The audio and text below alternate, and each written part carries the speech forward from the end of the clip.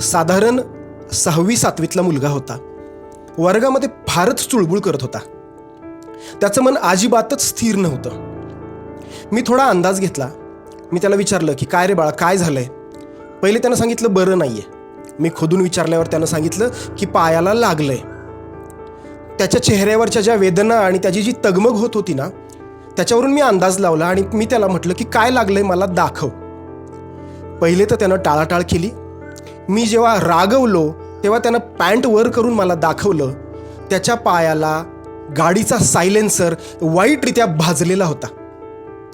आणि तो त्या दिवशी पण नाही, तो एक साधारण 3 दिवस तरी झाले असतील त्या गोष्टीला, की त्याला गाडीचा सायलेन्सर भाजलेला होता आणि आता ती जखम चिकदळलेली होती, त्याच्यामध्ये पस झालेला होता.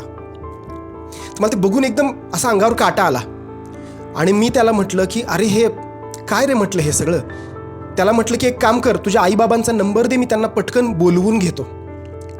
तर आईबाबांना बोलवून घेतो म्हटल्यावर शांत बसलेला मुलगा मोठमोठ्यानं रडायला लागला.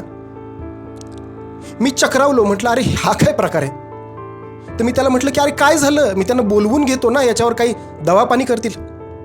तर तो मला काय म्हटला असेल माहिती आहे? तो मला म्हटला की प्लीज सर, आईबाबांना सांगू नका, नाहीतर ते मला अजून रागवतील. माझी ना अक्षरशः तुम्हाला सांगतो अक्कल बंद पडली ते ऐकल्यानंतर. अरे आईबाप ही हक्काची जागा असती का घाबरायची जागा असती? आपल्या मुलांना काही प्रॉब्लेम झाल्यावर, आपल्या मुलांना काही अडचण आल्यावर त्यांनी हक्कानं आपल्याकडं आले पाहिजे. त्यांना आपल्यामध्ये सुरक्षितता वाटली पाहिजे. का आपली भीती वाटली पाहिजे? त्या मुलाच्या आईबापा इतकी थर्ड क्लास माणसं मी तरी माझ्या आयुष्यात बघितली नाहीत.